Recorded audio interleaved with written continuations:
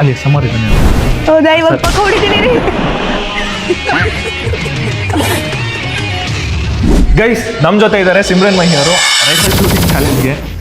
Simple Deere ಏನಂತ ಅಂದರೆ ಇಲ್ಲಿ ಟಾರ್ಗೆಟ್ಸ್ ಇದೆ ಅವ್ರಿಗೆ 10 ರೌಂಡಲ್ಲಿ 50 ಪಾಯಿಂಟ್ಸ್ ಹೊಡಿಬೇಕು. 50 ಪಾಯಿಂಟ್ಸ್ ಹೊಡೆದ್ರೆ ಈ ಗಿಫ್ಟು ಸಿಮ್ರನ್ ಮಹಿದು ಆಗುತ್ತಾ ನಿಮಗೆ. ಫಸ್ಟ್ ಟೈಮ್ ಮಾಡ್ತಿರೋದಲ್ವಾ, ನೋಡೋಣ. ಬಟ್ ಕಾನ್ಫಿಡೆನ್ಸ್ ಇದೆ. ಗೈಸ್ ಬನ್ನಿ, ಮಾಡ್ತಾರಾ ಇಲ್ವಾ ನೋಡೋಣ. ಗೈಸ್ ಫಸ್ಟ್ ರೌಂಡ್ಗೆ ಸಿಮ್ರನ್ ಅವರು ಶೂಟ್ ಮಾಡೋಕ್ಕೆ ರೆಡಿ ಆಗಿದ್ದಾರೆ.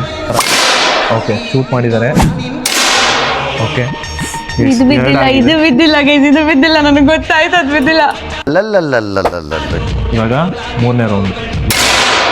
ಓಕೆ ಓಕೆ,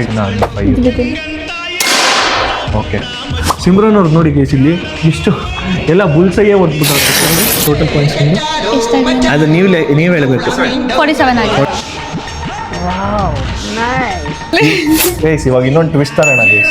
ಟ್ವಿಸ್ಟ್ ಏನಂತಂದ್ರೆ ಇವಾಗ ಸಿಮ್ರನ್ ಅವ್ರು ಇದು ನಾನು ಗೆಲ್ಲಕ್ಕೆ ಇವಾಗ ಹಿಂಗೆ ಹೋಗ್ಬಿಡ್ತಾ ಇದ್ದೀನಿ ಅಂತ, ಗೆಲ್ಲಕ್ಕೆ ಏನೋ ಒಂದು ತರ್ಬಿಡ್ತಾರೆ ಮಧ್ಯದಲ್ಲಿ ಇವರು. ಏನೋ ಹೊಡೆದಂಗಾಯ್ತು. ನಂಗೆ ಇವಾಗ ಆಟಿಟ್ಯೂಡ್ ಬಂದ್ಬಿಟ್ಟಿದೆ. ಏಕೆ ಗೆಲ್ತಾ ಇರಂತನಾ. 6ನೇದು 3 ಪಾಯಿಂಟ್ಸ್ ಬೇಕಷ್ಟೇ, ಇನ್ನು 5. Guys 8 point guys. ಟೋಟಲ್ ಆಗಿ 50 ಗೆದ್ಬಿಟ್ಟೆ ನಾನು.